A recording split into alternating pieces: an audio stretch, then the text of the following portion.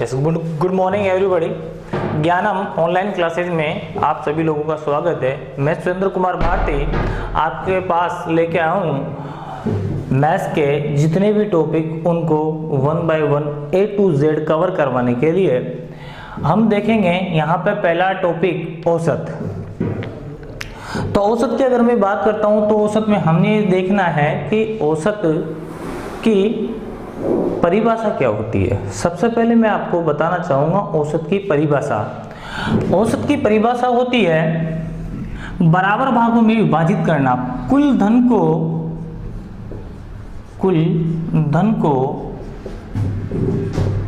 बराबर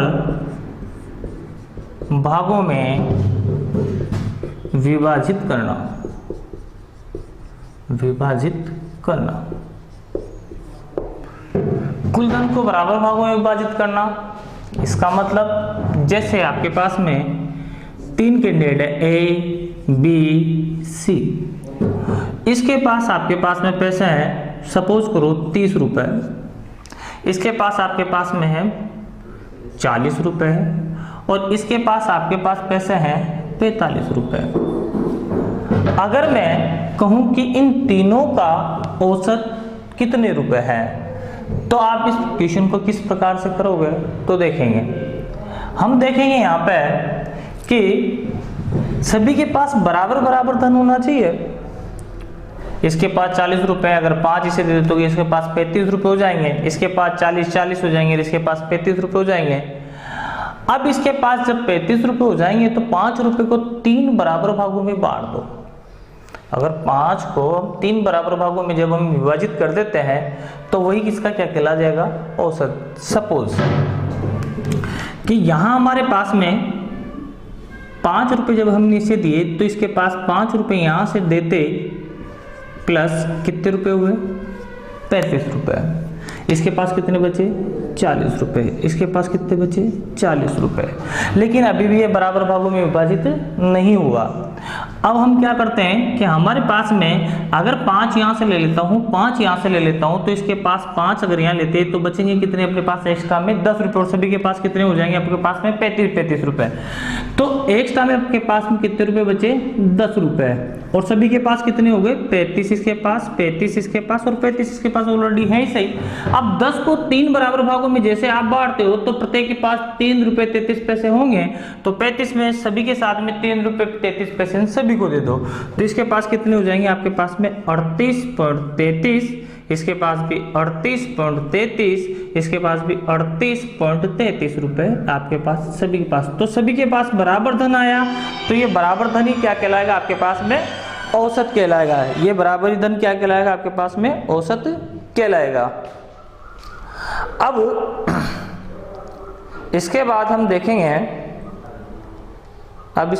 देखेंगे, type first.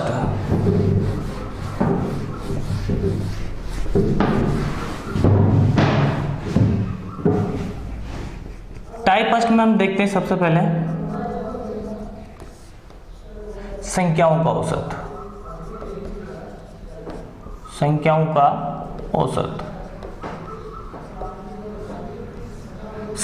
औसत में सबसे पहले मैं लेना चाहूंगा क्रमागत संख्याओं का औसत।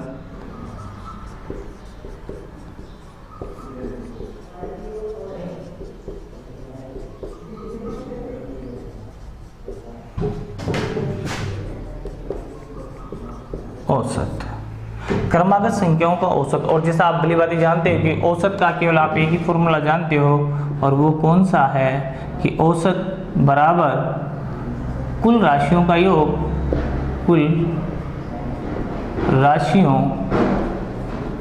का योग बटा राशियों की संख्या।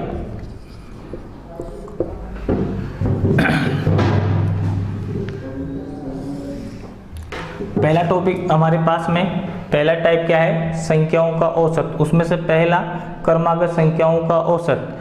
क्रमागत संख्याओं का औसत हम कैसे ज्ञात करें तो सुन देखो बच्चे, जैसे सबसे पहले मैं ये कहूँगा क्रमागत संख्याएं होती क्या है। जैसे मैंने कहा कि यहाँ पे 3, 5, 7, 9, इसके बाद 11, ये सभी संख्याएं क्या है? क्रमागत संख्याएं। क्रमागत क्यों है? क्योंकि इन सभी के मध्य जो सार अंतर हैं वो बराबर है। इसके मध्य कितने का अंतर है? 2 का। इसके मध्य कितने का अंतर है? 2 का। इसके मध्य 2 का। इसके मध्य कितने का? 2 का। यदि सभी पदों के मध्य यदि बराबर अंतर होता है तो उसे हम क्या कहते हैं? समांतर श्रेणी भी कहते हैं, और उसे हम कहते हैं कि एक क्रमागत है, एक क्रम के आधार पर है।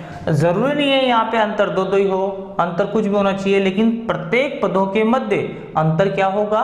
समान। जैसे यहाँ 5 का अंतर, यहाँ भी 5 का, तो यहाँ भी 5 का ही होना चाहिए। उन संख्याओं का औसत ज्ञात करने के लिए हम किस प्रकार का उपयोग करते हैं? तो देखो कि हमने लिखा यहाँ पे 8, 12, 16, 20 और 24। मैंने कहा कि इन संख्याओं का औसत बताइए। तो बच्चे 8, 12, 16, 20 और 24 सबके मध्य जो अंतर हैं वो क्या है? समान। अगर समान अंतर है तो उसे हम क्या बोलते हैं? क्रमागत संख्या है। अब क्रमागत संख्याओं का औसत कैसे ज्ञात करेंगे? तो सूत्र लिखेंगे, प्रथम पद प्लस अंतिम पद बटा 2। क्रमागत संख्याओं का औसत। प्रथम पद क्या है इसमें? 8। अंतिम पद क्या है इसमें? 24। 8 और 24 कितने हुए? 32। डिवाइडेड बाई कितना हुआ?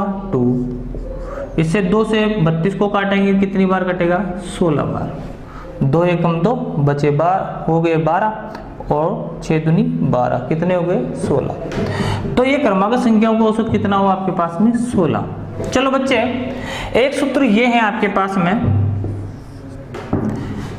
कि क्रमागत संख्याओं का औसत ज्ञात करने के लिए प्रथम पद और अंतिम पद दोनों को जोड़ के 2 का भाग लगा दिया गया। मैं यूं कहना चाहूंगा कि 2 का भाग क्यों लगाया जाता है? क्या किस लिए लगाया जाता है? तो बच्चे 2 का भाग इसलिए लगाया जाता है बीच मध्य का मान प्राप्त करने के लिए। मध्य का मान प्राप्त करने के लिए 2 का भाग लगाया जाता है। तो आप थोड़ा यहाँ ध्यान दीजिएगा और इसमें देखो कि इनके मध्य वाली संख्या कौन सी है। तो 1 और 2, 3, 4 और 5, टोटल संख्या कितनी है? 5। इनमें से 2 इधर छोड़ा, 2 इधर छोड़ा, बीच में क्या आया आपके पास में? 16। तो मध्य मान प्राप्त करने के लिए ही 2 का भाग लगाया गया है यहाँ पे, क्योंकि क्रमागत संख्याओं का औसत देखा जाए तो होता है कहाँ? बीच में। तो ये बीच वाली संख्या है, तो इसलिए हम कहेंगे कि क्रमागत संख्याओं का औसत क्या होगा कि प्रथम पद अंतिम पद बटा 2। और हम डायरेक्ट भी बता पाएंगे, जैसे अगर बाय द वे मैं यहाँ एक क्वेश्चन और देखता हूं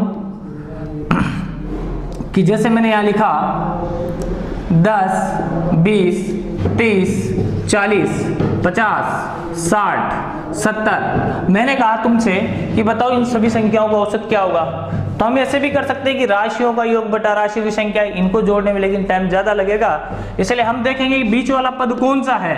तो 3 पद इधर से कैंसिल किए और 3 पद इधर से कैंसिल किए, बीच में कौन सा पद आएगा? 40। तो हमारे पास में आंसर कितना होगा इसका कि औसत कितना होगा इसका? 40।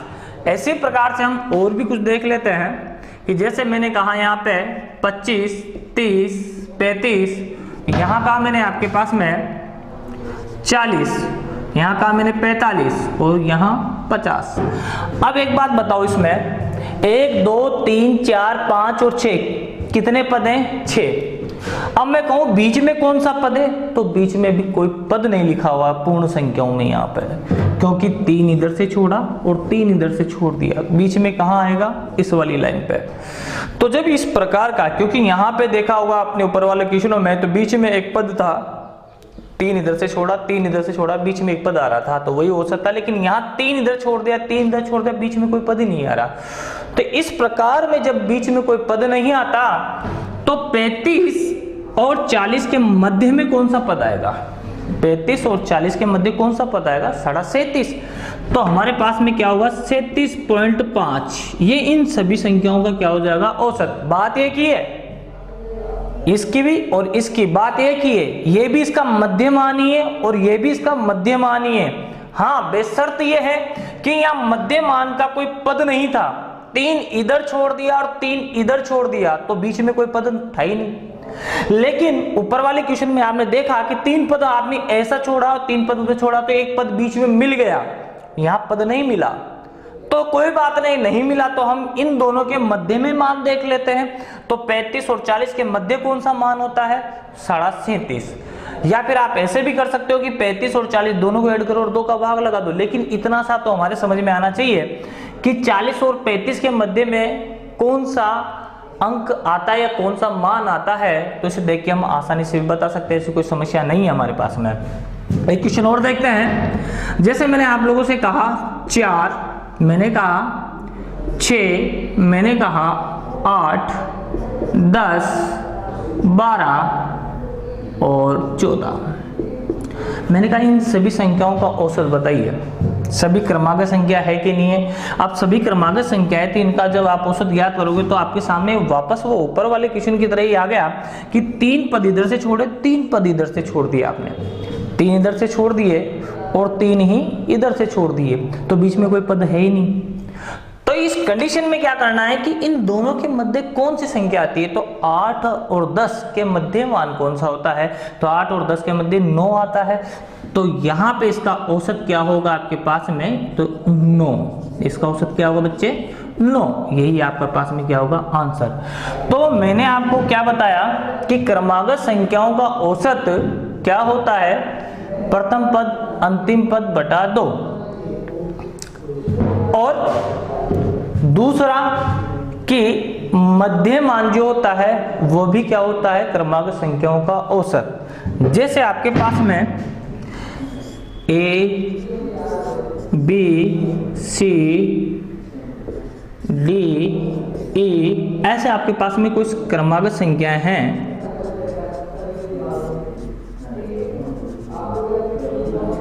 क्रमागत संख्या है, कोई सा भी मान हो सकता है बट वो क्रमागत होना चाहिए। ऐसी कोई सी भी संख्या लिखी हुई है तो आपके पास में बीच वाली जो संख्या होगी वही क्या कहलाएगा बच्चे?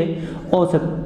तो हमने यहाँ 2 बातें सीखी, एक तो प्रथम पद अंतिम पद बटा 2 क्रमागत संख्याओं का औसत ऐसे भी निकाला जा सकता है, और एक हम ऐसे भी देख सकते हैं कि क्रमागत संख्याओं का औसत तो बीच में जो संख्या लिखी हुई है वही औसत कहलाएगा उसका। बीच में कोई संख्या लिखी हुई वही औसत कहलाएगा। बीच में अगर कोई नहीं लिखा हो तो बीच वाला मान, जैसे आपने इस क्वेश्चन में देखा, आपने इस क्वेश्चन में देखा कि यहाँ पे बीच में कोई सा भी मान नहीं आता, बीच में ये मान आ रहा था, तो ये संख्या क्या कहलाएगा? इसका मान ही औसत। बीच वाला मान ही क्या कहलाएगा? इसका औसत। ठीक है।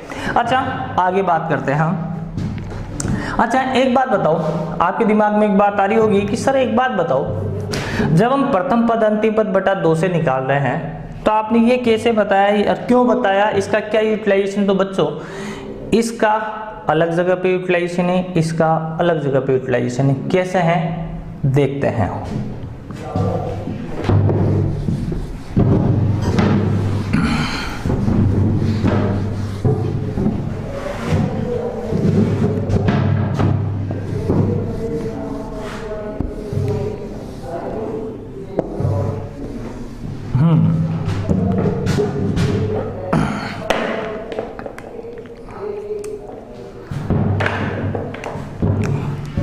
क्वेश्चन है आपके पास में, सपोज अगर मैंने आपके पास में इस प्रकार से संख्या दे दी कि 12, 14, 16 और डेट करते हुए मैं पहुंच गया आपके पास में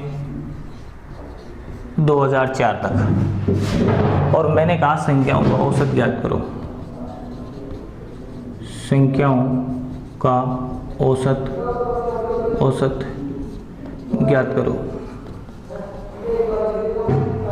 अब बच्चे आप बताओ, ये फॉर्मूला लगाओगे कि ये फॉर्मूला लगाओगे? आप बता सकते हो कि इसमें बीच वाला मान कौन सा होगा या बीच वाला पद कौन सा होगा? हाँ, ढूंढ सकते हैं, पता भी लगा सकते हैं, लेकिन इतना जल्दी पता नहीं लगा पाएंगे कि इसका बीच वाला पद कौन सा होगा। और आपको पता है इस चीज के बारे में कि जब हमारे पास में टाइमिंग एक सेकंड बहुत मूल्यवान होता है, और हाँ अगर हम इसका पता लगाने बैठ गए कि बीच में कौन सा पद आएगा, बीच में कौन सा पद आएगा, तो उस पद को अगर हम ज्ञात करते समय इतना टाइम बर्बाद करते तो उस क्वेश्चन को करना और नहीं करना बात बराबर हो जाएगी आपके पास में। तो उस समय हम क्या करेंगे कि हमें ये तो पता है कि ये क्रमागत संख्या है, तो प्रथम पद अंतिम पद बटा 2 लगाओ फॉर्मूला ये वाला और बता दो आंसर। प्रथम पद कौन सा है 12, अंतिम पद कौन सा है आपके पास में 2004 और डिवाइडेड बाय क्या कर देते हैं 2, तो ये बच्चे आपके पास क्या होता है औसत। तो अब आप बताइए यहाँ पे 2004 में अगर 12 जोड़ देंगे तो कितने हो जाएंगे बच्चे 2016, और डिवाइड बाय 2 करेंगे तो कितना हो जाएगा बच्चा 1008। ये इसका आपके पास में आंसर आएगा सेकंड में। अच्छा बच्चे अब मैंने ये बता दिया आपके लिए कि ये फॉर्मूला कहां लगाना है जब संख्याएं ज्यादा हो। अच्छा बच्चे फिर ये कहां लगाना है, मोस्ट इंपॉर्टेंट इसी से क्वेश्चन आता है। नॉर्मल एग्जाम में क्वेश्चन आ जाए, लेकिन जो अच्छे एग्जाम में क्वेश्चन आता है तो वो यहीं से उठ के आता है। और किस प्रकार का क्वेश्चन होता है तो देखते हैं हम। ये बात आपके पास में समझ में आ गई होगी। ये फॉर्मूला कहाँ लगाया जाता है जब सीरीज आपके पास लंबी हो और हम ये ज्ञात नहीं कर पाए कि बीच वाला मान कौन सा होगा या बीच वाला पद कौन सा होगा, तब हम कौन सा फॉर्मूला लगाते हैं प्रथम पद अंतिम पद बटा 2। ये कहाँ लगाते हैं देखते हैं।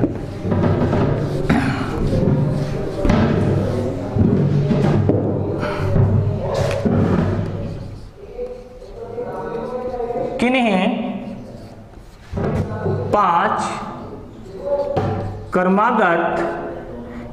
5 क्रमागत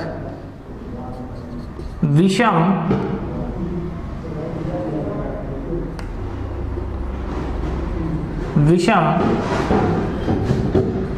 संख्याओं का औसत,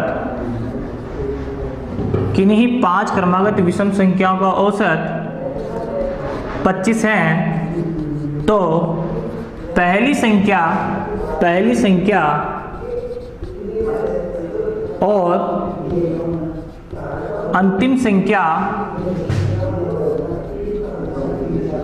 अंतिम संख्या का गुणनफल क्या होगा। इस प्रकार के क्वेश्चन आते हैं बच्चे, ये इसी पे बेस्ट पे आधारित है। देखो किन्हीं 5 क्रमागत विषम संख्याओं का औसत कितना है 25। किन्हीं 5 क्रमागत विषम संख्याओं का औसत कितना है 25, तो पहली संख्या और अंतिम संख्या का गुणनफल क्या होगा।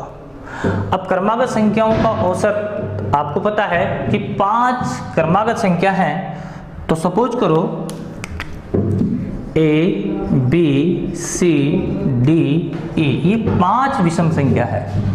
अगर ये क्रमागत बोल रहा है कि 5 विषम संख्याएं किस प्रकार की है क्रमागत, अगर क्रमागत है आपको पता चलेगा इस चीज के बारे में कि क्रमागत है तो बीच वाला मान ही क्या कहलाता है औसत। तो अब एक बात बताओ, औसत दे रखा है ना इसने 5 क्रमागत विषम संख्याओं का औसत कितना है 25, तो अगर ये 5 क्रमागत विषम संख्या है तो बीच वाला मान कितना होगा 25, क्योंकि ये क्या है औसत और क्रमागत संख्या का औसत कहाँ होता है बीच में, तो ये औसत बीच में डाल दो यहाँ पे 25। तो जब हमने यहाँ पे अगर हमने 25 डाल दिया तो चूंकि ये क्रमागत संख्या है और किस प्रकार की है विषम, और जब विषम प्रकार की तो आप बताइए कि विषम संख्या 25 के पहले कौन सी आएगी क्रम से, तो आप बोलोगे सर 23। इसके पहले कौन सी आएगी तो आप बोलोगे सर 21।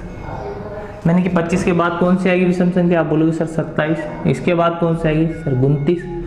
फिर मैंने क्या कहा आप लोगों से, मैंने ये कहा आपसे कि पहली संख्या और अंतिम संख्या का गुणनफल क्या होगा। तो पहली संख्या कौन सी है बच्चे 21 और अंतिम संख्या कौन सी है 29, दोनों का गुणनफल बताना, यही हमारा आंसर था।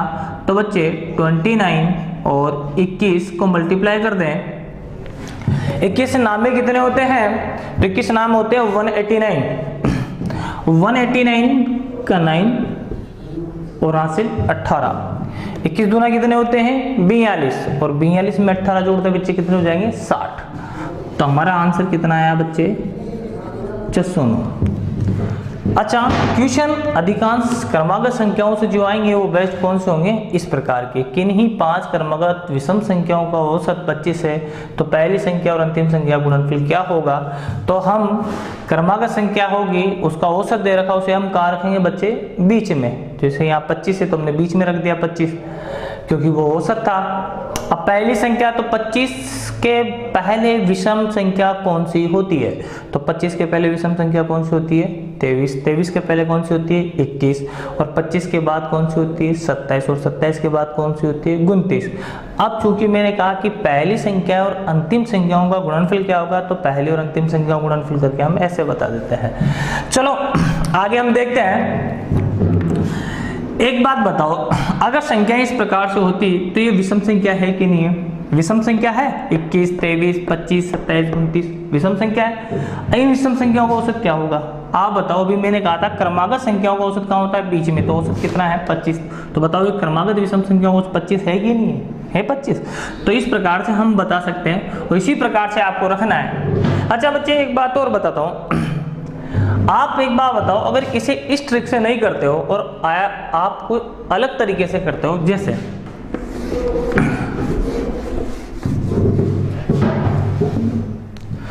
विषम संख्या है, विषम संख्या के पद कैसे मानते हैं, जैसे यहां पे मान लिया हमने x, ठीक है, हम मान लेंगे x + 2, ठीक है, हम मान लेंगे x + 4, x +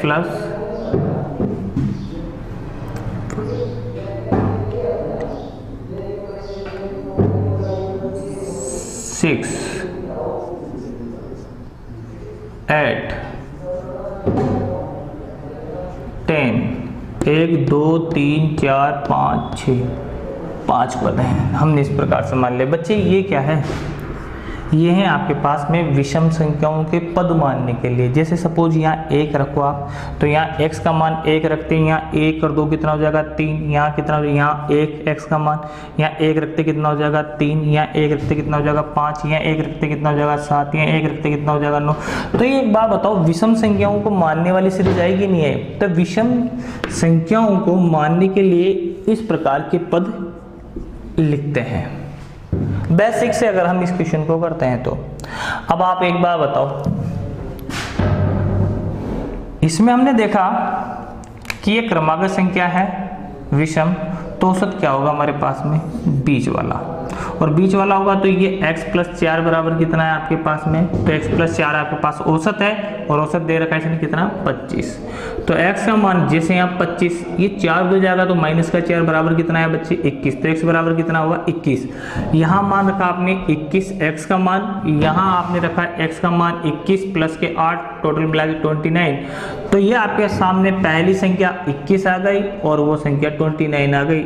जब आप इसे मल्टीप्लाई करोगे तो 21 नाम कितने होते हैं 189, वहाँ से 18 और 21 दूना 42 और 18 कितने बच्चे 60। ये आंसर आपके पास में आ गया। लेकिन इस प्रकार से अगर आप क्वेश्चन करते हो तो मात खा सकते हो। कारण क्या है, कारण ये कि इसमें आपको ये सीरीज फिर याद रखनी पड़ेगी कि विषम पद को हम किस प्रकार के सीरीज मानेंगे।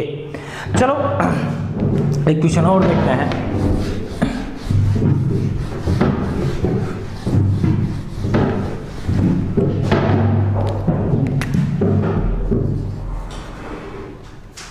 किन्हीं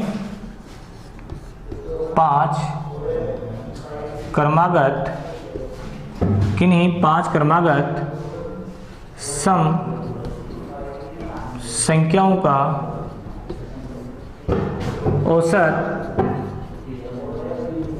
किन्हीं 5 क्रमागत सम संख्याओं का औसत 16 है तो पहली व तीसरी संख्या का योग कितना होगा। आपके पास में क्वेश्चन है, किन्हीं 5 क्रमागत सम संख्याओं का औसत 16 है। बच्चे 5 क्रमागत संख्याएं दे रखी है, ये वाला कंसेप्ट आपको इस्तेमाल करना है यहाँ पे। तो कैसे, आप कोई सी भी संख्या मान ली A B C D E। अब इसमें आपको ये देखना है कि 5 क्रमांक संख्या आपने मान ली। अगर ये 5 क्रमांक संख्या है तो बीच वाला जो मान होता है वो औसत होता है। आपको पता है कि क्रमांक संख्याओं का औसत कहाँ होता है, बीच में, और ये औसत दे रखा है इसने 16। तो बच्चे यहाँ 16 लिख देंगे हम बीच में, क्योंकि मान औसत कहाँ होता है, बीच में, तो 16 यहाँ लिख देंगे। अब आप बताओ मुझे, यहाँ पे सम संख्या है तो 16 के बाद क्रमागत सम कौन सा आएगा, तो आप कहोगे सर 18। इसके बाद कौन सा आएगा, आप कहोगे सर 20। 16 के पहले कौन सा आएगा, तो आप कहोगे सर 14, और 14 के पहले कौन सा आएगा, तो आप कहोगे सर 12। अब मैंने कहा कि पहली संख्या और तीसरी संख्या का योग बताइए कितना होगा। तो बच्चे एक बात बताओ, पहली संख्या ये हो गई और तीसरी संख्या आपके पास ये होगी, इनका योग अगर हम देखते हैं तो कितना होता है बच्चे, 28।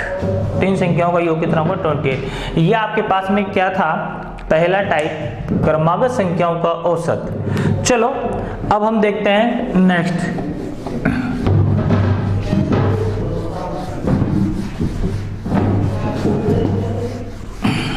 इसमें हमने पहला टाइप में संख्याओं का औसत में हमने क्या देखा, क्रमागत संख्याओं का औसत। अब हम देखते हैं यहाँ पे बी, प्रथम, एन, विषम, प्रथम एन विषम प्राकृत संख्याओं का औसत। प्रथम एन विषम प्राकृत संख्याओं का औसत। प्रथम एन विषम प्राकृत संख्याओं का औसत देखते हैं तो कैसे, प्रथम एन विषम संख्या है। प्रथम विषम संख्या कहां से शुरू होती है, 1 से। 1 के बाद फिर क्या आएगा, 3, 3 के बाद क्या आएगा, 5, 5 के बाद 7, एंड सो एन, ऐसे आप चलते हुए जाएंगे। तो इस प्रकार की संख्याओं को आपको औसत निकालना है, विषम संख्याओं का औसत निकालना है। तो आप कहोगे कि सर इसका विषम, तो इसका पहले हम सूत्र देख लेते हैं। सूत्र क्या होता है विषम संख्याओं का औसत, तो विषम संख्याओं का योगफल का सूत्र होता है n²। तो औसत का क्या होगा, सिंपल n औसत। अच्छा बच्चे एक बात बताओ, n क्या है यहाँ पे, जहां n पदों की संख्या है। अच्छा पदों की संख्या है, पदों की संख्या है। ये पदों की संख्या कैसे, तो सुनो, जैसे सपोज करो मैंने आपके सामने एक क्वेश्चन लिखा यहाँ पे, और इसमें मैंने आपको बताया कि जैसे 1 3 5 7 9 11 13 ऐसी ये संख्या है। मैंने आपसे कहा कि इन संख्याओं का औसत ज्ञात करो। हम औसत ऐसे भी ज्ञात कर सकते हैं, राशियों का योग बटा राशियों की संख्या, सबको ऐड कर लेंगे, राशियों की संख्या का लगा देंगे भाग, औसत आपके सामने आ जाएगा। लेकिन आप एक बात बताओ, 1 2 3 4 5 6 7 कितनी संख्या है टोटल मिला के, ये 7 संख्याएं आपके पास में। कितनी संख्याएं, ये 7 संख्याएं। जब आपके पास में ये 7 संख्या हैं तो बच्चे एक बात बताओ औसत कितना होगा। तो मैंने कहा कि जितनी संख्याएं होती है वही इनका मान होता है। कितनी संख्याएं, 1 2 3 4 5 6 7, 7 संख्याएं, तो इनका मान भी कितना होगा, 7। और बच्चे विषम संख्याओं का औसत क्या होता है, n ही होता है। तो हमारे पास में फिर इसका औसत कितना हो जाएगा बच्चे, 7। यही इसका क्या हो जाएगा, औसत 7। अब आप बताओ मुझे, यहाँ पे आपके दिमाग में एक बात आ रही होगी कि सर एक बात बताओ, 1 3 5 7 9 11 13 ये विषम संख्या है, 7। तो सर अभी आपने जस्ट पहले बताया था कि क्रमागत संख्या भी है, और क्रमागत संख्या है तो औसत क्रमागत संख्याओं से भी निकाल सकते हैं। कैसे निकाल सकते हैं, प्रथम पद अंतिम पद बटा 2। प्रथम पद कितना है, 1, अंतिम पद कितना है, 13। दोनों को ऐड किया तो कितना हुआ, 14। 14 में डिवाइड किया 2 से तो कितना हो जाएगा, 7। तो औसत कितना हो जाएगा, 7। चलो अब एक बात बताओ, बिल्कुल आप इसे, अगर आपके पास में सीरीज कम है तो क्रमागत संख्याओं से भी इसका औसत निकाला जा सकता है। लेकिन सपोज करो बच्चे, अगर आपके पास में इस प्रकार से क्वेश्चन देता है कि प्रथम 302 विषम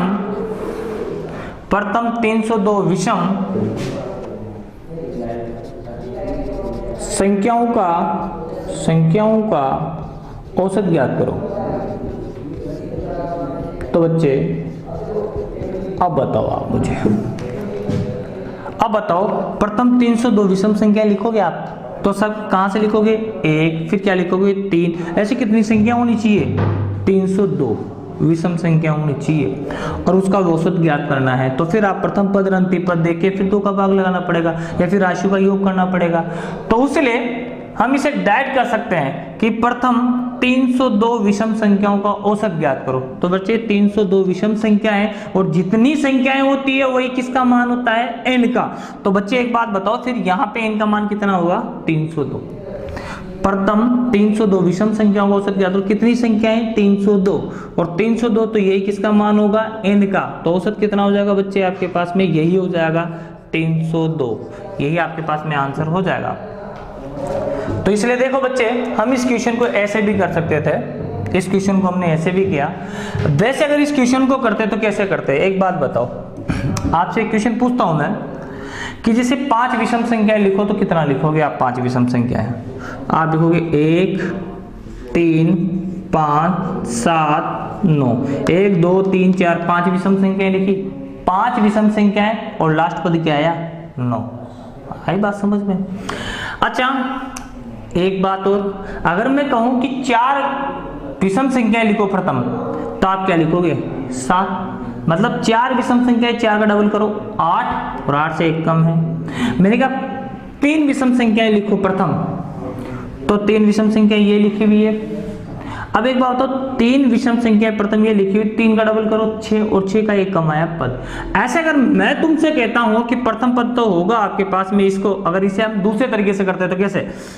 प्रथम पद तो 1 होगा ही सही, इसके बाद में 3 होगा ही सही। अब तुम मुझे बताओ 5 ऐसे एंड सो ऑन, लास्ट पद क्या आएगा? लगाओ दिमाग, कितना आएगा? तो जस्ट अभी मैंने बताया था कि 5 विषम पद लिखने, तो 5 का डबल करो कितना आएगा? 10, 10 में से 1 घटाओ कितना आया? 9। मैंने कहा 4 विषम पद लिखो, तो 4 का डबल करो 8, 8 में से 1 घटाओ तो लास्ट पद क्या आएगा? 7। अभी बताया था मैंने कहा प्रथम 3 संख्याएं बताओ, तो लास्ट पद क्या आएगा? 3 का डबल करो 6 और 1 घटाओ कितना आया? 5। ऐसा मैंने कहा 302 संख्याएं, तो 302 का डबल करो तो कितना आएगा? 604 और 604 में 1 कम करो, 604 में 1 कम करेंगे 603। अंतिम पद ये आएगा इसका। अब प्रथम पद और अंतिम पद अगर दोनों को जोड़ते हैं क्रमागत संख्याओं के औसत से, तो कैसे करेंगे? प्रथम पद अंतिम पद और बटे में 2। अब देखो बच्चे, 604 डिवाइडेड बाई 2, काटो इसे, 3 दूना 6, 0 का 0, 2 दूना 4, 302। बच्चे यही औसत था कि नहीं था? बताइए आप मुझे। आपने इस प्रकार से घुमा के, अगर कोई टीचर अगर इस प्रकार से घुमा के अगर आपको क्वेश्चन बताता है कि प्रथम पद कौन सा होगा, अंतिम पद कौन सा होगा, उन दोनों को जोड़ के हम राशियों का योग बटा राशियों की संख्या से करें, तो इस प्रकार के क्वेश्चन को अगर आप करते हो तो फिर आप करते ही रहो। फिर क्वेश्चन ना एग्जाम में नंबर आ सकता है आपका। क्यों नहीं आ सकता है? क्योंकि this is a game of the time. ये आपके पास में एक समय का गेम है, इसलिए आपको हर चीज को ध्यान में रखना है कि अगर विषम संख्या है और प्रथम विषम संख्या से अगर शुरू हो रही है, तो अगर आपको उसका औसत ज्ञात करना है तो जितनी विषम संख्या है वही उसका औसत कहलाएगा। सपोज करो अगर मैंने कहा कि प्रथम 100 विषम संख्याओं का औसत ज्ञात करो, तो आप बताइए डायरेक्ट कि प्रथम 100 विषम संख्याओं का औसत 100 ही होगा। अगर मैंने आपसे कहा कि प्रथम 3000 विषम संख्याओं का औसत ज्ञात करो, तो आप कहोगे सर विषम संख्याओं में जितनी संख्याएं होती है, मैंने कहा 3000 विषम संख्याएं, तो उसका औसत भी 3000 ही होगा। तो इस प्रकार से हम सेकंडों में बता रहे हैं इस प्रकार के प्रश्नों का आंसर। तो इस प्रकार से मैं आपसे ये कहना चाहता हूं कि इसलिए इन चीजों को मैं यहाँ पे लिखता हूं मेंशन कि भाई प्रथम n विषम संख्या को औसत ज्ञात करना है। डायरेक्ट जितने n और n क्या है? पदों की संख्या, जितनी संख्या है वही उसका क्या कहलाएगा? औसत। ऐसी बातें हमें छोटी छोटी बातें याद रखनी होती है। और कभी कभी ये क्वेश्चन अगर आप लोगों के पास में आ जाए तो आप अच्छा स्कोर कर सकते हो इनसे। अच्छा आगे देखते हैं हम। अगर मैं बात करूं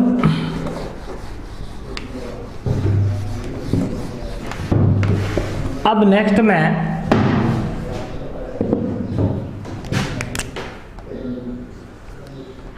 प्रथम एन सम संख्याओं का औसत कैसे ज्ञात करोगे? प्रथम n सम संख्याओं का औसत। अच्छा बच्चे, एक बिल्कुल बात ध्यान रखनी है, ये प्रथम संख्या प्रथम सम संख्या कौन सी होती है? 2,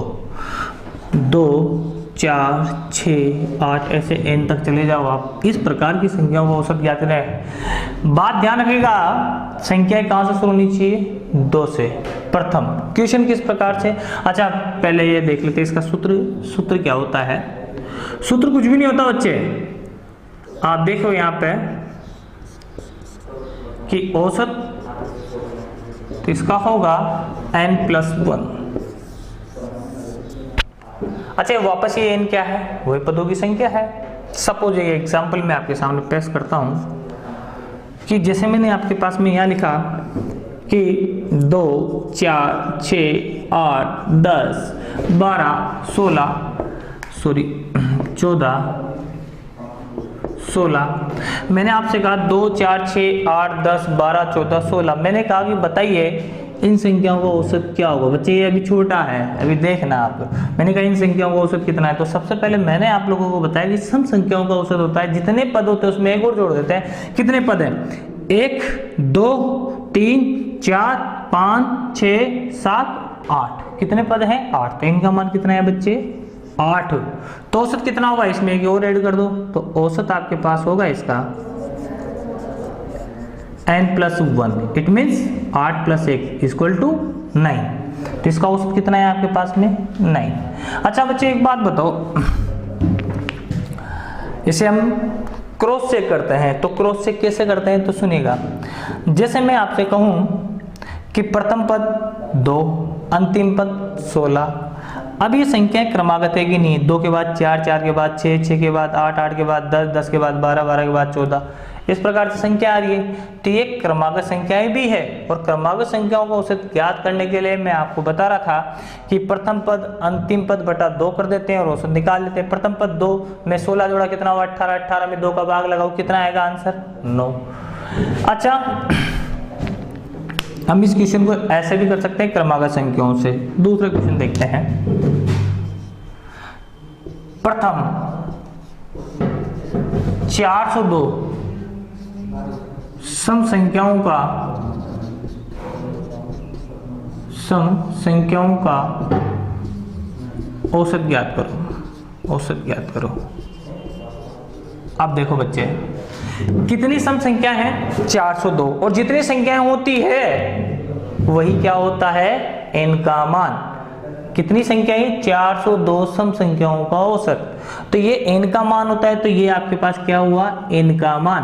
और चूंकि सम संख्याएं तो n में एक और जोड़ देते हैं। 402 की जगह हम डायरेक्ट आंसर क्या लिखेंगे बच्चे? यहाँ पे 402 + का 1 = कितने हैं बच्चे? 403। यही इसका क्या आएगा? आंसर। अब आप एक बात बताओ, किसी क्वेश्चन को हम इस प्रकार से करें, किसी क्वेश्चन को हम डायरेक्ट ऐसे इस प्रकार से आंसर बता दें, दोनों में दिन और रात का अंतर है। इसलिए हमें प्रत्येक बात ध्यान में रखनी होती है कि जैसे मैं आपसे कहूं कि प्रथम 3000 सम संख्याओं का औसत कितना होगा? आप डायरेक्ट बता सकते हो कि जितनी संख्या उसमें एक और जोड़ना होता है, तो 3000 में एक जोड़ा 3001। सर 3001 औसत होगा।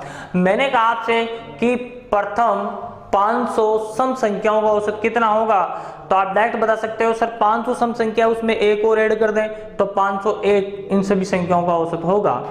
अच्छा फिर आज इनमें मैंने आप लोगों से क्या बताया? ये 3 संख्याएं बताई अभी मैंने आप लोगों को। क्रमागत संख्याओं का औसत, दूसरा बताया विषम संख्याओं का औसत, तीसरा बताया सम संख्याओं का औसत। बच्चे देखते हैं हम क्या कि जिसे हमने 3 प्रकार के आपके पास में कॉन्सेप्ट बताया, उन तीनों में देखो आप। पहले बताया मैंने क्रमागत संख्याओं का औसत। क्रमागत संख्याओं का औसत कैसे ज्ञात कर सकते हैं? तो क्रमागत संख्याओं का औसत हम ज्ञात कर सकते हैं। औसत प्रथम पद अंतिम पद और बटे में 2, पहला।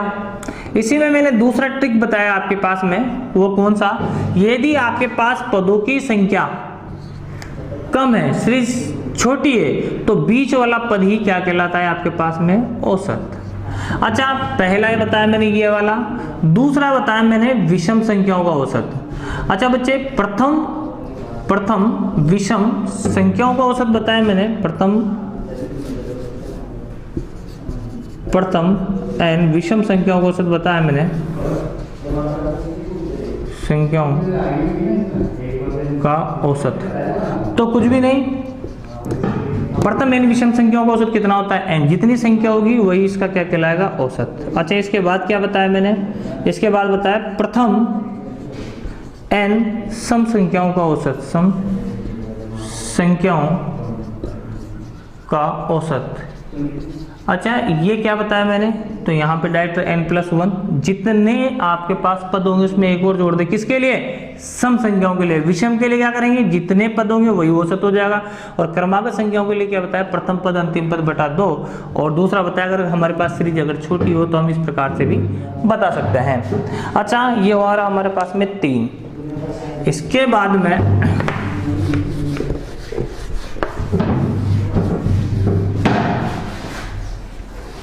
फोर्थ इसका टाइप है, वो इस प्रकार से होगा आपके पास में, प्रथम एन प्राकृत संख्याओं के वर्गों का औसत। अच्छा, प्रथम एन प्राकृत संख्याओं के वर्गों का औसत, तो सबसे पहले हम देखेंगे प्राकृत संख्या उनके वर्ग, मतलब प्राकृत संख्या 1 2 3 4 5 6 एंड सो एन, ये तो प्राकृत संख्या हुई। और प्राकृत संख्याओं के वर्ग,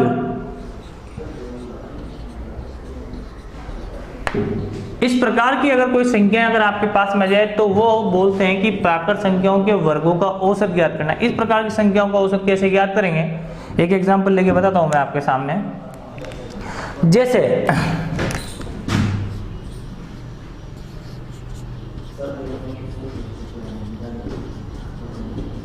सपोज करो मैंने कहा संख्याओं का औसत बताओ, संख्याओं का औसत ज्ञात करो। देखो, 1 का वर्ग कितना होता है 1, 2 का वर्ग कितना होता है 4, 3 का वर्ग कितना होता है 9, 4 का वर्ग कितना होता है 16, 5 का वर्ग कितना होता है 25। अब एक बात बताओ, राशियों का योग बटा राशियों की संख्या औसतों में से भी निकाल सकते हैं, कौन सी बड़ी बात है उसमें। औसत कैसे निकाल सकते हैं, राशियों का योग बटा राशियों की संख्या। अब राशियों का योग करते हैं तो 1 का स्क्वायर, 2 का स्क्वायर, 3 का स्क्वायर, 4 का स्क्वायर और 5 का स्क्वायर, और बटा राशियों की संख्या कितनी, तो 1 2 3 4 5 का लिखा होगा, आंसर आ जाएगा। अच्छा बच्चे, 1 का स्क्वायर 1 होता है, 2 का स्क्वायर 4, 3 का स्क्वायर 9 और 4 का स्क्वायर 16 और 5 का स्क्वायर 25। सभी को जब हम ऐड करते हैं तो 16 और 9 कितने हुए बच्चे 25, 16 9 25 25 50 और 50, और ये दोनों दिख रहे हैं 4 54 और 1 55 बटे 5 काटा तो कितना है 11 5 55। औसत कितना है बच्चे यहाँ पे 11। अब तुम मुझे एक बात बताओ, हम निकाल तो ऐसे भी सकते हैं, फिर सूत्र की कहाँ आवश्यकता पड़ी। तो आप मुझे एक बात बताओ, अगर ये संख्या से डैश करते हुए अगर बच्चे यहाँ पे 40 तक ले जाऊं और आपसे कहूं 40 तक ले जाऊं ऐसे डैश करते हुए, मैंने कहा आपके पास में 39 का स्क्वायर और 40 का स्क्वायर, और फिर कहा संख्याओं का औसत ज्ञात करो, संख्याओं का औसत ज्ञात करो।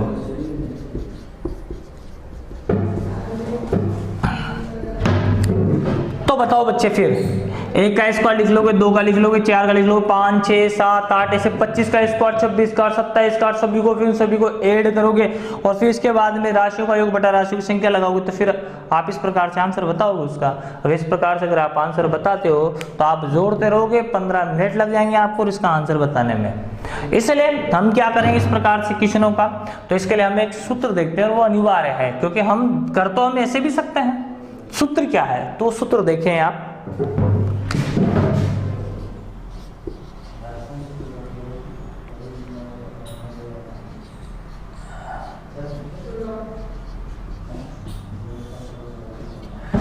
ये तो होता है योग का, प्राकृत संख्याओं के वर्गों का योग। अब चूंकि औसत होता है तो राशियों का योग बटा राशियों की संख्या, तो एक n से अगर मैं नीचे डिवाइड करता हूं तो ये n कैंसिल हो जाता है, इसलिए औसत का सूत्र क्या हो जाएगा आपके पास में, इसलिए औसत का सूत्र हो जाएगा आपके पास में n+1 2n+1/6। अच्छा एक बात बताओ, इसका औसत कितना आया था 11। कितनी संख्या हैं 1 2 3 4 5, यहां तक की बात कर रहा हूं, वहां तक की बात नहीं कर रहा, पहले इसे देख लो 5। तो संख्याएं कितनी है आपके पास में 5, n का मान कितना हुआ आपके पास में 5। अब सूत्र में जब आप यहां मान रखते हो तो 5 प्लस का 1, 2 × 5 प्लस का 1 डिवाइडेड बाई 6। बच्चे 5 रे कितना हुआ 6, 2 पंजे 10 रे कितने हुए 11 डिवाइडेड बाई कितना हुआ 6, 6 से 6 कैंसिल, कितने बच्चे 11। आंसर आया कि नहीं आई 11। तो हम किससे करते हैं सूत्र की सहायता से। छोटा होता है क्वेश्चन तो बड़ी आसानी से हम डायरेक्ट भी कर सकते हैं, लेकिन क्वेश्चन छोटा नहीं देता है एग्जामिनर, क्वेश्चन बड़ा ही देता है एग्जामिनर। जैसे एक क्वेश्चन और देखते हैं हम,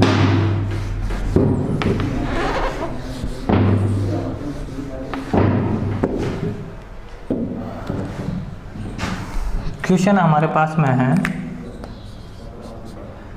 1 का स्क्वायर 2 का स्क्वायर 3 का स्क्वायर एंड सो ऐसे करते करते मैं पहुंचा आपके पास में 20 का स्क्वायर, और मैंने कहा संख्याओं का औसत ज्ञात करो। आपको पता चल रहा है इस प्रकार से कि ये संख्याएं प्राकृत संख्याएं और वर्ग वाली संख्याएं और इनका औसत ज्ञात करना है, तो हम किस सूत्र से सहायता से करते हैं n+1 2n+1/6। n क्या होता है, जितनी संख्या है वही n का मान। कितनी संख्या है तो 1 2 3 4 20 संख्या है सर, तो 20 संख्या है तो n का मान कितना हुआ बच्चे, तो n का मान हुआ 20। रखिए सूत्र में, तो सूत्र में रखेंगे, सूत्र क्या होता है औसत बराबर हमारे पास सूत्र होता है प्राकृत संख्याओं के वर्गों का n+1 2n+1 और बटे 6। n का मान कितना है 20 प्लस का 1, n का मान कितना है 2 × 20 प्लस का 1 और डिवाइडेड बाई कितना हुआ 6। अच्छा 20 रे कितने हुए बच्चे 21, 20 दूना कितने हुए 40, 40 रे कितने हुए बच्चे 41 और बट्टे में कितना आएगा बच्चे 6। अच्छा आप काट सकते हो इसे 3 से बेटा, आप 3 से इसे काटोगे तो 7 या 21 और 3 से इसे काटोगे बेटा 2, 7 से मल्टीप्लाई करो 7 × 7 7 × 28 डिवाइडेड बाई 2। अच्छा बच्चा इससे काटते हो 2 × 2 4 दूना 8 3 दूना 6 3.5, आंसर आपके पास में आया 143.5। तो इस प्रकार से अगर हम इस सभी का योग राशियों का योग करें तो हमारे पास में बहुत टाइम लगेगा, इसलिए हम इस प्रकार के सूत्रों को इस सूत्र की सहायता से करते हैं। अच्छा आगे देखते हैं,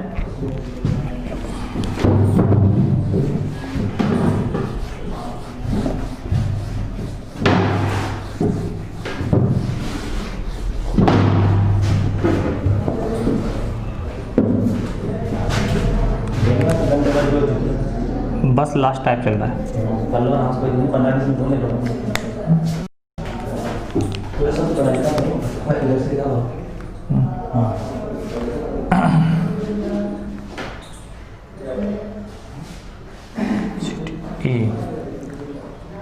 प्रथम n प्राकृत संख्याओं के घनों का औसत। प्रथम n प्राकृत संख्याओं के घनों का औसत, इसका मतलब ये होता है प्राकृत संख्याएं आप लोग जानते हो, प्राकृत संख्याएं किस प्रकार की 1 2 3 4 एंड सो ऑन, ये प्राकृत संख्या और उनके क्या है बच्चे घन, 3 के घन। अब इनका तुम्हें क्या निकालना है बच्चे औसत। अब आपके सामने एक एग्जांपल लेता हूं मैं, आप मुझे एक बात बताओ, 1 का क्यूब 2 का क्यूब 3 का क्यूब 4 का क्यूब 5 का क्यूब, इस प्रकार से आपके पास है और मैंने कहा संख्याओं का औसत ज्ञात करो। संख्याओं का औसत ज्ञात करो। आप बताओ 1 का क्यूब 2 का क्यूब 3 का क्यूब 4 का क्यूब 5 का क्यूब, संख्याओं का औसत ज्ञात करो। तो ये प्राकृत संख्याओं के घनों का औसत है कि नहीं, प्राकृत संख्या है, इनके घन लग रहे हैं, तो उनका औसत ज्ञात करना है। अब इनका औसत ज्ञात करना है और हम इस सूत्र के माध्यम से अगर इसे करते हैं कि राशियों का योग बटा राशियों की संख्या, तो बच्चों हमें बहुत टाइम लगेगा। औसत बराबर राशियों का योग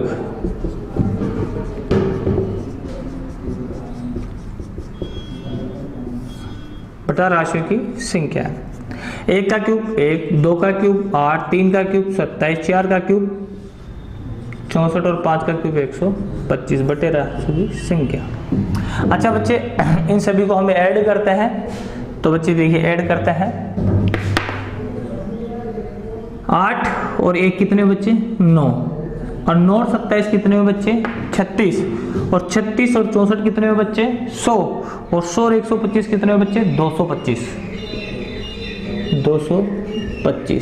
डिवाइडेड बाई कितने 5। लगाओ बच्चे भाग, 5 चौक 20, 2 बचे और 50 25, आंसर कितना है बच्चे 45। ये इसका आंसर है।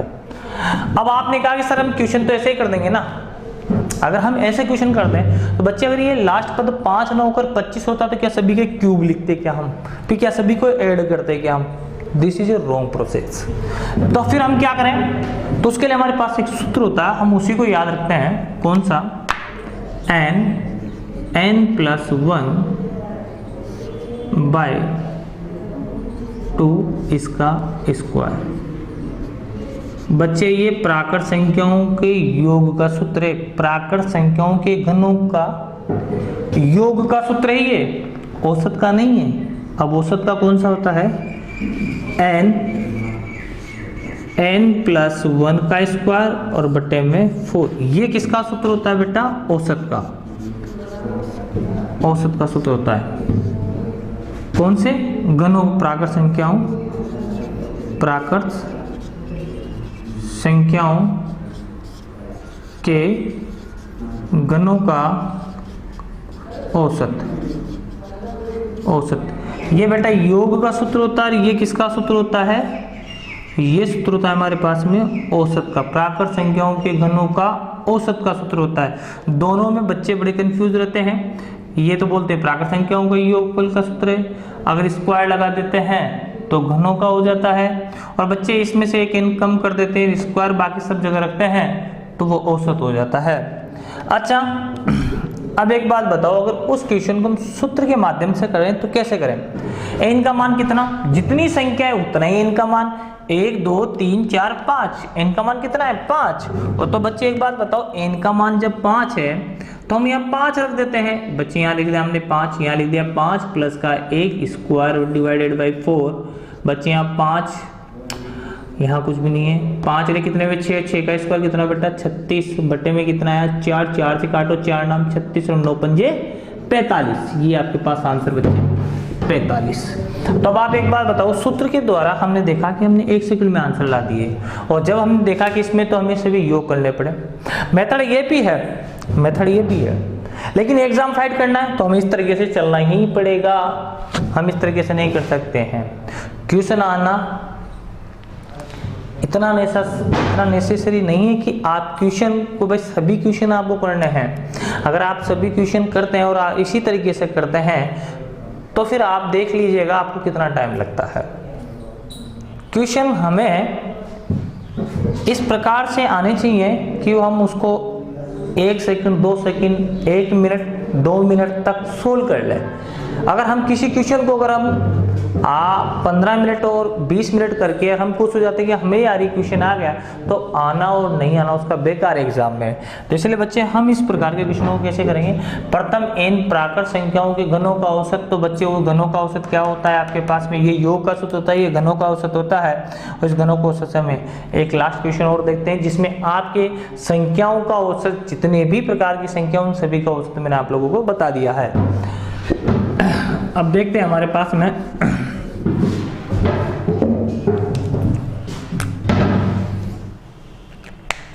एक क्वेश्चन और देख लेते हैं लास्ट।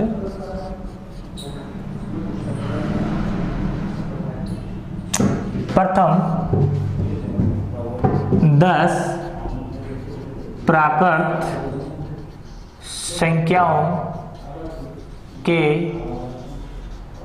घनों का औसत ज्ञात करो।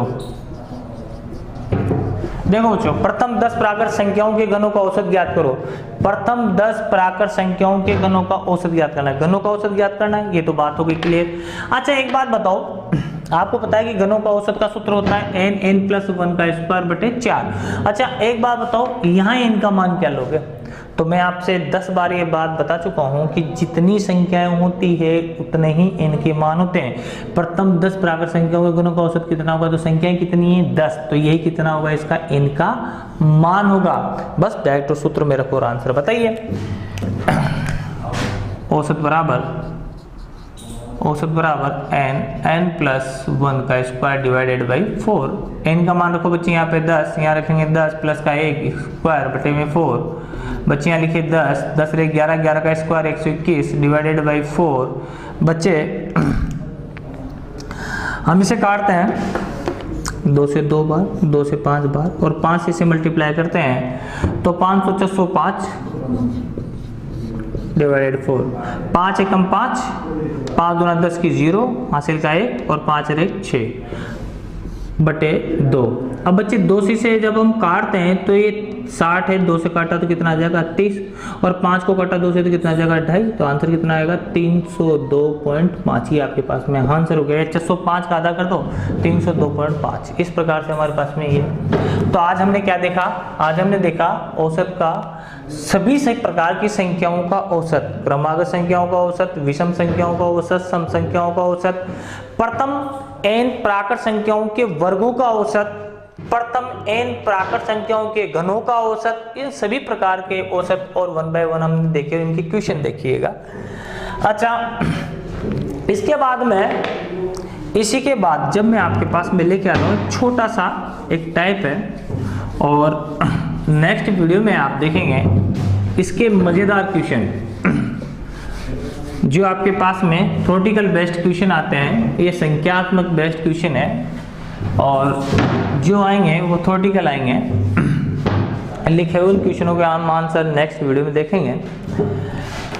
इसमें सेकंड टाइप डाल दीजिएगा आप, सेकंड टाइप, और इसमें देखिएगा प्रथम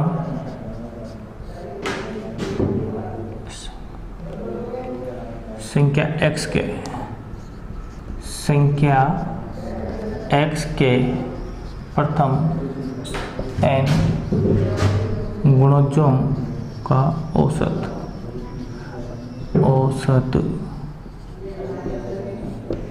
संख्या के प्रथम n गुणोज्जों का औसत। अच्छा बच्चे एक बात बताता हूँ मैं आप लोगों को, ये मैं टाइप वाइज चल रहा हूँ। टाइप फर्स्ट हमने संख्याओं का औसत देखा, टाइप सेकंड हम देख रहे हैं संख्या x के प्रथम n गुणोज्जों का औसत। क्वेश्चन आपको लगता है अरे ये तो बहुत सीधा है, लेकिन जो बच्चा स्टार्टिंग से पढ़ रहा है उसे क्या पता बेचारे को ये सीधा है क्या है। वो तो देखिए गुणोज्जों का औसत होता है क्या है बहुत सीधा सा प्रकार, ठीक है ना। तो इसे हम हार्ड लेवल तक लेके जाएंगे, लेकिन थोड़ा सा पेशेंस रखना। लास्ट की जो वीडियो आप देखोगे, इसका सेकंड पार्ट जब मैं बनाऊंगा उसमें आप देखोगे आपको और ज़्यादा मजा आएगा। उसमें बेस्ट क्वेश्चन, क्योंकि हम चलेंगे सिंपल टू हार्ड। पहले हम सिंपल देखें, बेसिक देखें, उसके बाद में हम हार्ड देखेंगे। अच्छा क्या है इस क्वेश्चन, क्या मतलब, इसका मतलब क्या है? जिसे एक एग्जाम्पल लिखता हूँ मैं यहाँ पे। क्वेश्चन संख्या 5 के प्रथम 9 गुणोज्जों का औसत ज्ञात करो। अच्छा बच्चे एक बार बताओ, क्वेश्चन ये है आपके पास में। अब आप मुझे एक बार बताओ संख्या क्या है? 5 और प्रथम कितने गुणज हैं? 9। गुणज किसे कहते हैं? जो गुणा करने पर प्राप्त होता है उसे बोलते हैं गुणज। अभी प्रथम 9 गुणज होते हैं, 1 2 3 4 5 6 7 8 और 9। अभी तो केवल मैंने इस क्वेश्चन की परिभाषा लिखी है। संख्या कितनी है? 5, उसके कितने गुणज हैं? 9। अभी गुणज प्राप्त नहीं हुए, गुणा करने पर प्राप्त हुए गुणज। तो 5 एकम 5, 5 दूना 10, 5 या 15, 5 चौक 20, 50, 25, 5 अंक 30, बचे ऐसे 35, फिर 40 और फिर 45। ये आए गुणज। अब मैंने कहा इन गुणजों का औसत ज्ञात करो। तो बच्चे एक बात बताओ, आपके पास में 5, 10, 15, 20, 25, 30 आपको लग रहा होगा क्या ये संख्या तो एक सीरीज में चल रही है, मतलब ये तो संख्या क्रमागत है। और संडे बताया था कि क्रमागत संख्या औसत कहाँ होता है बच्चे, बीच में। संख्याएं कितने टोटल मिला के 1, 2, 3, 4, 5, 6, 7, 8, 9। तो 4 हम इधर छोड़ दें संख्याएं, और बच्चे 4 संख्याएं जब हम इधर छोड़ देते हैं 1, 2, 3, 4 और 4 हमने इधर छोड़ी 1, 2, 3, 4, तो बीच वाली संख्या क्या होती है, औसत। तो औसत कितना है इसका 25। अब बात हम सूत्र की सहायता से जब हम करते हैं तो देखो बच्चे सूत्र भी बता देता हूं मैं आपको। इसका सूत्र क्या होता है, संख्या कितनी है आपके पास में, संख्या, फिर यहां लिखेंगे बच्चे गुणज +1 और डिवाइडेड बाई करेंगे बच्चे 2। संख्या कितनी बच्चे आपके पास में, तो देखो संख्या है आपके पास 5। अच्छा बेटा गुणज कितनी है यहाँ पे 9, 9 में कितना जोड़ा बेटा 1 और डिवाइडेड बाई कितना किया बच्चे 2। अच्छा यहाँ 5, गुणज में 1 जोड़ दो, गुणज में 1 जोड़ना होता है तो 9 और 1 कितने हुए बच्चे यहाँ पे 10, ठीक है। और डिवाइडेड बाई कितना हो रहा है बच्चे, डिवाइडेड बाई 2, 2 से काटे जब 10 को कितनी बार 5 और 50 कितने हुए 25। चलो ठीक है, ये इसका आपके पास में क्या आ गया आंसर। अगर मैं आपके पास में कहूँ कि एक क्वेश्चन हमारे पास में इस प्रकार से कि संख्या 50 के प्रथम 5 गुणजों का औसत ज्ञात करो, औसत ज्ञात करो। तो बच्चे एक बात बताओ, संख्या 50 के प्रथम 5 गुणजों का औसत ज्ञात करना। अच्छा एक बात बताओ, संख्या तो कितनी है 50 इंटू गुणज कितने हैं 5, गुणज में क्या जोड़ना है +1, डिवाइडेड बाई कितना है 2, 50 इंटू 5 रे कितना बच्चे 6, डिवाइडेड बाई कितना 2, 2 से काटा बच्चे इसे कितनी बार कटेगा ये 3 बार, और 50 को 3 से मल्टीप्लाई करते तो 5 या 15, 150। ये इसके आंसर हो गए, सूत्र से हो गए बड़ी आसानी से। आपको इसी में एक ट्रिक बताता हूँ लास्ट में जाते समय, सुनो। संख्याएं कितनी है 9, जब गुणज आपके पास में 9 है तो बीच में कौन सा पद आएगा आपके पास में, आप बताओ 5वां पद आएगा।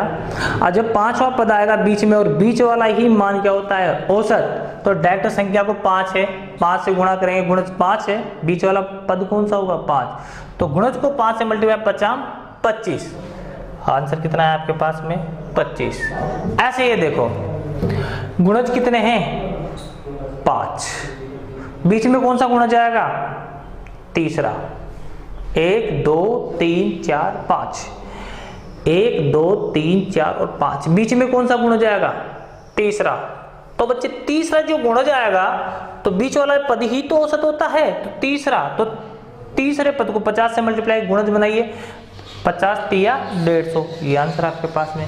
ऐसे अगर हम आगे देखते हैं कि जैसे मैंने कहा कि संख्या 100 के प्रथम 7 गुणजों का औसत ज्ञात करो, संख्या 100 के प्रथम 7 गुणजों का, 7 गुणज तो बीच में कौन सा पद आएगा चौथा जो पद होगा उसे हम मल्टीप्लाई करेंगे किससे, संख्या से, संख्या क्या है 100, 100 को हम जब 4 से मल्टीप्लाई करेंगे तो कितना है आंसर 400, तो हमारे पास औसत कितना होगा उसका 400। तो हम इन क्वेश्चनों को देखते ही बता देते हैं, ठीक है जी। तो थैंक यू सो मच। आज हमारे पास में औसत में ये जो आपके पास में जो टॉपिक हुआ है इसमें हमारा टाइप फर्स्ट और टाइप सेकंड हो गया। लास्ट नेक्स्ट वीडियो में आपको देखने को मिलेगा किसी समूह में कोई व्यक्ति आता है तो आने वाले का भार याद करवाता है, कोई व्यक्ति समूह को छोड़कर जाता है तो कहता है कि बताओ उसकी आयु उसका भार क्या था, उस प्रकार के क्वेश्चन।